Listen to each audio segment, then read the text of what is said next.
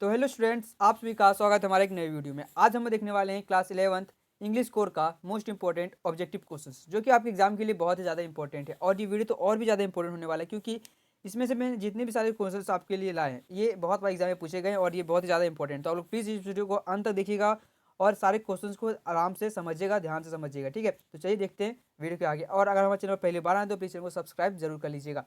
यहाँ पे देखिए हमारा एक दिया गया पैसेज, तो आप लोग प्लीज़ इस पैसेज को एक बार पढ़िए, क्योंकि क्या होता है कि पैसेज भी आपका एग्जाम में रिपीट करता है, तो आपको स्किप नहीं करना है, आपको पढ़ना है, ठीक है। तो प्लीज़ वो पढ़ लीजिए, उसके बाद आप नीचे का जो क्वेश्चन है आप वो मिला लीजिएगा, ठीक है। तो यहाँ पे देखते हैं क्वेश्चन, देखिए यहाँ पे क्या है। यहाँ पे हमारा पहला क्वेश्चन दिया गया है कि how was Japan industry destroyed, यानी कि यहाँ पे बोल रहा है कि जो जापान का इंडस्ट्री एरिया है एंड इंडस्ट्री जो वो कैसे डिस्ट्रॉय हुआ। तो कैसे डिस्ट्रॉय हुआ, तो यहाँ पे देखिए भूमि के द्वारा डिस्ट्रॉय हुआ, वो आपको पैसे में का आंसर मिल जाएगा।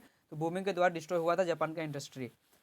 अब यहाँ पे देखिए मैं क्वेश्चन नंबर दूसरा है कि which country has given security to Japan, कौन सा जो देश है जो सिक्योरिटी को जापान को सिक्योरिटी दिया, तो किसने दिया था। तो देखिए यहाँ से इसका ऑप्शन दिया कि इंडिया, जापान, यूएसए या MCR2। तो इसका जो हमारा आंसर है वो हो जाएगा सी, यानी कि यूएसए, ठीक है। आइए आप देखते हैं क्वेश्चन नंबर तीसरा कि from which year the growth did of industries begin in Japan, कौन से साल में, ठीक है, जो जापान का इंडस्ट्री एरिया ग्रोथ किया था। तो कौन से साल में ग्रोथ किया था, तो ये किया था 1950 में किया था, यानी कि ऑप्शन नंबर ए हो जाएगा करेक्ट आंसर। अब यहाँ देखते हैं क्वेश्चन नंबर 4 कि ब्रोकन इनटू पीसेस मीन्स, देखिए ब्रोकन इनटू पीसेस यानी कि टूटा हुआ पीस, कांच का जो पीस है, टूटा हुआ पीस का मतलब यहाँ पे क्या होता है, तो किसका मतलब होगा, क्या क्रम्बल, यानी कि ऑप्शन नंबर डी हो जाएगा करेक्ट आंसर। यहाँ देखते हैं question number 5 the American gave Japan dash help, जो अमेरिका है वो जापान को हेल्प मदद किया, जापान को मदद किया। तो कैसे मदद किया, देखिए मेरा मियाराज नो वाइटल इलनेस, तो कैसा मदद किया, तो कैसा मदद किया था, तो मदद किया था वाइटल मदद, ठीक है, यानी ऑप्शन नंबर सी हो जाएगा करेक्ट आंसर। आज यहाँ पे देखते हैं क्वेश्चन नंबर 6 कि which was favourable area for Japan for the purpose of investment, ऐसा मतलब कौन सा एरिया फेवरेबल एरिया है जापान के लिए जिसमें वो अपना इन्वेस्टमेंट करता है। तो किससे में करता है अपना, तो इंडस्ट्री में करता है, ठीक है, ऑप्शन नंबर बी हो जाएगा इंडस्ट्री। क्वेश्चन नंबर 7 हमारा है कि in note making we avoid, देखिए यहाँ से हमारा क्वेश्चन जो था वो था हमारा पेजेस का। अब यहाँ से जो हमारा क्वेश्चन है वो हमारा आर्टिकल्स का जो है वो सबसे, ठीक है। तो ये यहाँ से आपका जो बहुत ज़्यादा इंपॉर्टेंट स्टार्ट होता है, तो यहाँ से आप लोग प्लीज़ अच्छे से देखिए। अगर आप लोग उधर से नहीं देख रहे हो तो प्लीज़ यहाँ से जरूर देखिएगा, क्योंकि यहाँ से अब आपका असली क्वेश्चन स्टार्ट होता है, जो कि आना ही आना है एग्जाम में। देखिए यहाँ बोल रहा है कि in note making we avoid जो डैश, तो हम लोग जो जब नोट बनाते हैं तो हम लोग क्या अवॉइड करते हैं, यानी क्या परखते हैं, तो लोग सेंटेंसेस टाइटल एब्रीविएशन या पॉइंट्स। तो हम लोग क्या करते हैं, लोग सेंटेंस नहीं करते। जब आप लोग नोट्स बनाते हो तो क्या करते हो, नोट्स लंबा लंबा सेंटेंस उसमें नहीं लिखना होता है, ठीक है। आज यहाँ पे देखते हैं हमारा क्वेश्चन नंबर 8 कि abbreviations are freely used in, जो एब्रीविएशंस है वो फ्रीली यूज्ड किस में होता है, तो नोटिस मेकिंग में, लेटर राइटिंग में, नोट मेकिंग में या आर्टिकल राइटिंग में, तो किस में ये होता है, तो ये होता है हमारा नोट मेकिंग में होता है। आज यहाँ पे क्वेश्चन नंबर 9 नंबर बोलो कि summary does not exceed dash of the length of the original text, जो समरी है वो किसमें एग्जिस्ट नहीं करता है, of the length of that original, जो ओरिजिनल टेक्स्ट है उसमें कितना, तो किसमें, देखिए जो अगर मेरा इतना लिखा है तो हम लोग उसका जो समरी में क्या लिखेंगे, हम लोग उसका 1/3 पार्ट लिखेंगे, ठीक है, 1/3 पार्ट हम लिखते हैं, इतना पार्ट उसमें नोट्स में लिखते हैं, देखिए, यानी कि ऑप्शन बी जाएगा करेक्ट आंसर। अब यहाँ पे हम देखते हैं क्वेश्चन नंबर 10 कि द समरी कंटेंट्स, जो समरी कंटेंट्स क्या करती है, तो मेन आइडिया कंटेंट्स करते हैं। समरी हम लोग क्या रहता है, जो मेन पॉइंट्स रहता है वही उसमें समरी में लिखा रहता है, यानी कि ऑप्शन नंबर हो जाएगा ये हमारा आंसर। अब यहाँ पे देखिए गया है कि fill the blank using appropriate determiners, यहाँ पे आपका जो टेंस है वहाँ से आप क्वेश्चन आपका टेंस, ठीक है। देखिए क्वेश्चन में 11 है कि many teachers complain about their students dash this, देखिए इसका हिंदी देखते हैं कि बहुत सारे teachers complain about their students, complain शिकायत करते हैं अपने स्टूडेंट्स के बारे में डैश खाली स्थान दिन, तो इन दिनों, तो इन दिनों करते हैं, यानी कि हो जाएगा देखिए डैट दोस्त दिस, तो यहाँ पे इसका आंसर हो जाएगा डी, यानी कि this many teacher complain about their students this. आज आप देखते correct the choose the correct answer. देखिए यहाँ पे दिया गया क्वेश्चन नंबर 12 की the passive voice of Rani writes a letter. देखिए मैं आपको यहाँ पे बताता हूँ, जब भी आपको पेसिव वॉइस में इसको कन्वर्ट करना, पेसिव यहाँ पे दिया गया है तो आपको एक्टिव टू पेसिव करना है। यहाँ पे अब यानी कि आपको दिया गया पेसिव में, तो यहाँ पे आपको इसको एक्टिव में करना। देखिए यहाँ पे सबसे पहले आपको देखना है कि V3 लिखा हुआ रहेगा प्लस बाय, ये सबसे पहले आपको ध्यान देना, ठीक है। देखिए यहाँ बोल रहा है कि रानी राइट्स अ लेटर, देखिए तो यहाँ पे देखिए ये हमारा प्रेजेंट में, तो इसका जो चेंज करेंगे तो हम लोग क्या हो जाएगा, इसका ER में आएगा हमारा, ठीक है, चेंज करेंगे तब। देखिए यहाँ बोला कि a letter is written by Rani, देखिए ये भी हमारा दिया गया है, ये भी हमारा है इज एम आर में, ये भी हमारा इज एम आर में। तो इसमें से आपको इसका आंसर क्या हो जाएगा, देखिए यहाँ पे सिंगुलर है रानी, सिंगुलर है, ठीक है। ए है, यहाँ देखिए ए लेटर, इसमें क्या हो जाएगा, जो ए लेटर है ये देखिए यहाँ पे रानी हमारा सब्जेक्ट हो जाएगा, और ए लेटर ये हमारा हो जाएगा ऑब्जेक्ट, और ये जो राइट्स है ये हमारा हो जाएगा वर्ब। तो यहाँ पे क्या होता है, सब जो हमारा ऑब्जेक्ट है वो हमारा सब्जेक्ट बन जाता है। देखिए ए लेटर, तो ए लेटर इज, उसके बाद देखिए जो मैंने बोला था कि इज एम आर आपको करना है, तो यहाँ पे देखिए इज है, आ लेटर सिंगुलर के साथ सिंगुलर लगेगा इज, उसके बाद जो राइट्स है उसका भाव 3 रिटर्न हो जाएगा बाय रानी, तो बाय रानी यानी ऑप्शन नंबर ये हो जाएगा करेक्ट आंसर। अब यहाँ पे देखिए क्वेश्चन नंबर 13 कि the active voice of a book is being read by me. इसका जो आप देखिए यहाँ पे आपको उसका उल्टा दिया गया, सेम उल्टा। यहाँ पे आपको एक्टिव टू पेसिव करना था, यहाँ से आपको एक्टिव पेसिव करना है। यहाँ पे पेसिव से आपको एक्टिव में करना था, और यहाँ पे आपको एक्टिव से पेसिव में करना है। तो इसका जो देखिए इसका सिंपली हमारा क्या आंसर हो जाएगा, देखिए जो बाय देखिए मी का उल्टा क्या होता है, आई होता है, आई इसका हो जाएगा by read being is book by me. तो देखिए 13 का जो हमारा आंसर है, ठीक है, वो हो जाएगा ए, यानी कि I am reading a book, I am reading a book, ये हो जाएगा इसका आंसर। आज यहाँ पे देखते हैं हमारा क्वेश्चन नंबर 14 कि mister Jamuna Prasad dash a walking stick when he steps. जो जमुना प्रसाद है अ walking stick when he steps, जब वो उठते हैं तो वो अपने साथ एक क्या करते हैं, कहते हैं stick when up he steps, वो अपने साथ एक वॉकिंग स्टिक, बुढ़ा लोग चलते हैं तो वो अपने साथ एक छड़ी रखते हैं, वो क्या उठाते हैं। तो यहाँ पे इसका आंसर क्या होगा, डैश। यहाँ देखिए ये हमारा टेंस से, ठीक है, तो यहाँ पे आपको कौन सा होगा वो आपको सही से बना। देखिए यहाँ पे हो जाएगा कैरीज, ठीक है, Mr Jamuna Prasad carries a walking stick when he steps out. I have question 15 बोल रहा है कि Ravi is not at home, he dash out playing football. यहाँ बोल रहा है कि रवि घर में नहीं है, ही डैश आउट प्लेइंग फुटबॉल, वो बाहर फुटबॉल खेलने गया है। तो यहाँ पे क्या हो जाएगा, देखिए ही इज आर एम या वाज। देखिए तो इसका ही के साथ हमारा क्या हो, हमेशा लगेगा ही इज, ठीक है, he is out playing football, he is out playing football, यानी कि वो बाहर खेल रहा है, यानी कि ऑप्शन नंबर ये जगह में करेक्ट आंसर। अब यहाँ पे देखते हैं हमारा क्वेश्चन नंबर 16 कि can you help me I dash have money. क्या आप मेरी मदद कर सकते हो, मेरे पास पैसे हैं। यहाँ पे देखिए डैश हो जाएगा, एंड देखिए यहाँ पे दिया है do not, does not, has not, have not. देखिए हैज़ नॉट हैव नॉट तो होगा नहीं, क्योंकि यहाँ पे पहले हैव दिया है। तो यहाँ पे हम लोग हमेशा आई के साथ डू नॉट का प्रयोग करते हैं, ऑप्शन नंबर हो जाएगा करेक्ट आंसर हो जाएगा। अब यहाँ पे हमारा क्वेश्चन नंबर 17 दिया गया कि an potato is an vegetable not food. देखिए ये हमारा सेंटेंस जो है गलत दिया गया है, ये आपका वोवेल्स है। देखिए हमारा वोवेल्स कितना होता है, हमारा 5 वोवेल्स होता है, एक होता है ए ई आई ओ यू, ठीक है, ए ई आई में हमारा 5 वोवेल होता है, ठीक है। तो यहाँ पे आपको देखिए जब भी होता है, जब आता है तो हम लोग वहाँ पे ए या ए एन का यूज़ करते हैं। जब भी सेंटेंस के स्टार्ट में ए या ए ई या आई ओ यू जैसे आ जाते थे, एलिफेंट है, ठीक है, एलिफेंट में हमारा क्या आता है, ई आता है, तो इसके पहले हम लोग क्या यूज़ करेंगे, एन यूज़ करते हैं, ये वाला, ठीक है। तो यहाँ पे वैसे दिया गया सेंटेंस गलत, देखिए यहाँ पे क्या गलत, देखिए गलत यहाँ पे क्या है वो समझते। देखिए यहाँ पे दिया गया एन पोटैटो, यहाँ पे तो एन पोटैटो नहीं होगा, जब वोवेल्स आता है तभी हम लोग एन का यूज़ करते हैं, ठीक है। तो यहाँ पे क्या होगा, सिंपली यहाँ पे हमारा ए हो जाएगा, एन नहीं होगा, an potato is an vegetable. यहाँ भी यूज़ करते हैं कि एन यूज़ कर दिया है, तो यहाँ भी क्या होगा, अ potato is a vegetable not a fruit. Potato क्या है, वेजिटेबल है, वो फल नहीं है, ठीक है। तो यहाँ पे एन का भी यूज़ कर दिया, यहाँ पे भी एन का यूज़ कर दे, तो यहाँ पे यही इसी का गलती, यानी कि ऑप्शन में हो जाएगा हमारा बी, यानी कि हो जाएगा ए और ए एन, ठीक है, सॉरी ए और ए हो जाएगा, यहाँ पे दोनों जगह ए एन का यूज़ कर दिया, तो वो नहीं होगा। यहाँ पे देखते हैं क्वेश्चन नंबर 18 की the black cow were being chase by white horses. देखिए ये भी हमारा सेंटेंस गलत दिया गया है, ठीक है, ये भी हमारा सेंटेंस जो है वो गलत दिया गया है। तो इसका जो सही है वो क्या हो जाएगा, तो 18 का जो हमारा आंसर है वो हो जाएगा सी, यानी कि वाज बीइंग चेस्ड। यहाँ पे देखिए वर नहीं होगा, द ब्लैक काव वर थे, तब हम लोग यहाँ पे वर तो यूज़ होगा नहीं, यहाँ पे होगा क्या होगा, वाज, द ब्लैक काव वाज बीइंग चेस्ड, ठीक है, चेस्ड यानी यहाँ पे भी यहाँ पे यूज़ कर दिया प्रेजेंट, यहाँ पे प्रेजेंट होगा नहीं, पास्ट होगा, ठीक है। द ब्लैक काव, देखिए या सिंपली आपको सेंटेंस को पढ़ना, वहाँ पे आपको आराम से गलती मिल जाए। देखिए ये हमारा क्या है, ये पास्ट है, और यहाँ पे चेस ये हमारा प्रेजेंट है, तो ये पास्ट के साथ हमेशा प्रेजेंट तो लगेगा नहीं, पास्ट के साथ हमेशा पास्ट ही यूज़ होगा। तो यहाँ पे यही सिंपली हमारा गलत है। देखिए यहाँ पे वाज, तो यहाँ पे हो जाएगा वाज बीइंग चेस्ड, ये भी हमारा पास्ट का है, ये भी हमारा चेस्ट भी पास्ट, और वाज भी चेस्ट पास्ट, ठीक है। तो ये तो हमारा होगा नहीं, क्योंकि वाज ये हमारा है पास्ट, और ये चेजिंग है ये हमारा प्रेजेंट है, तो ये भी तो हमारा होगा नहीं।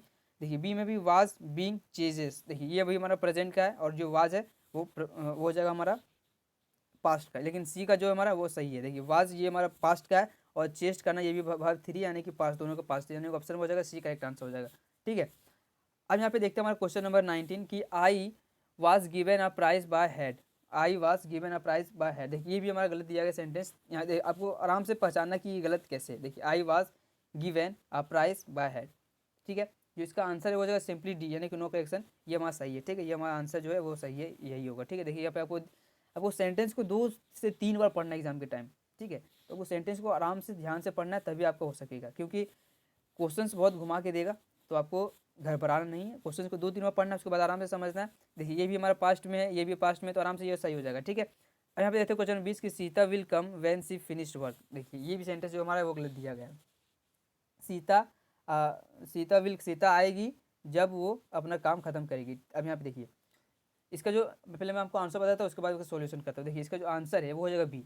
अब यहाँ पे देखिए बी कैसे होगा, देखिए when she finishes, Sita will come जब वो आएगी, ठीक है, यानी कि यहाँ पे प्रेजेंट का बात कर रहा है, जब वो फ्यूचर का बात कर रहा है, जब वो आएगी। व्हेन सी फिनिश्ड वर्क, जब वो अपना काम खत्म कर लेगी। तो कर लेगी ये तो नहीं, जब वो अपना काम खत्म करेगी। ठीक है, खत्म करेगी तब वो आएगी, कर लेगी नहीं। तो यहाँ पे देखिए इसका जो आंसर हो जाएगा बी, व्हेन फिनिशेस, फिनिश की जगह क्या होगा, फिनिशेस होगा। ठीक है, अब यहाँ पे देखते हैं हमारा question number 21, rearrange the parts of sentence in correct order. यहाँ पे रीअरेंज यानी कि रीएम्बलिंग ऑर्डर दिया गया, रिसेंबलिंग ऑर्डर, ये भी आपका बहुत इंपॉर्टेंट चीज़ इसका देखते हैं। देखिए यहाँ पे दिया गया कि पी में ऑप्शन है लेमन इज अ, लेमन जो लेमन है, लेमन एक है, फॉर एनीवन किसी के लिए, यूजफुल टॉनिक जो यूजफुल दवाई बोल सकते हैं। ठीक है, टॉनिक विथ कार्डियक प्रॉब्लम, जो विथ यानी कि दिल के प्रॉब्लम होता है उसके साथ। ठीक है, अब इसको हम लोग अरेंज करते हैं। देखिए इसका जो हमारा आंसर है वो हो जाएगा सी, यानी कि पी क्यू आर एस हो जाएगा। पहले पी आएगा, फिर सॉरी पी, हाँ यही हो जाएगा, पी फिर आर आएगा, फिर क्यू आएगा, फिर एस आएगा। देखिए पी में हमारा lemon, lemon is a useful tonic for anyone with cardiac problem, तो इसका आंसर हो जाएगा सी।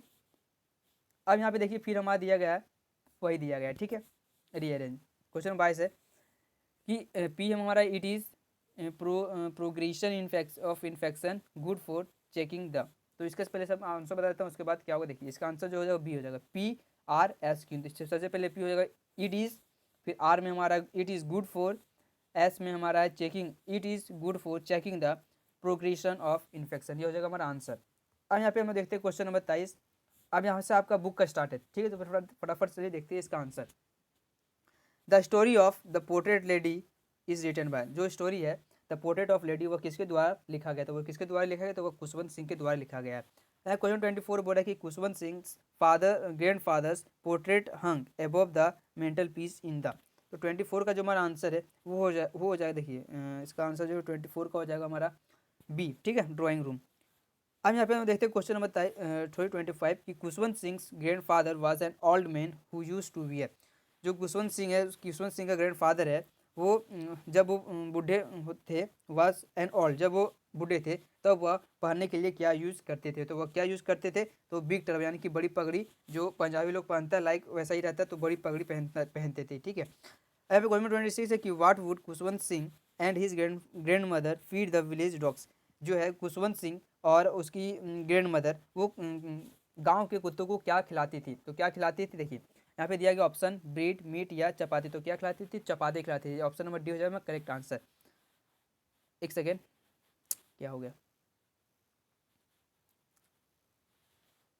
चपाती खिलाती थी। ठीक है, यहाँ तो हो गया। उसके बाद हमारा क्वेश्चन नंबर 27 है कि the grand mother believe that the education should be, जो उसकी ग्रैंड मदर, ठीक है, दादी माँ, वो किस तरह की एजुकेशन में बिलीव करती थी, तो वो रिलीजन बेस्ड के में बिलीव करती थी, यानी कि ऑप्शन नंबर ए हो जाएगा करेक्ट आंसर।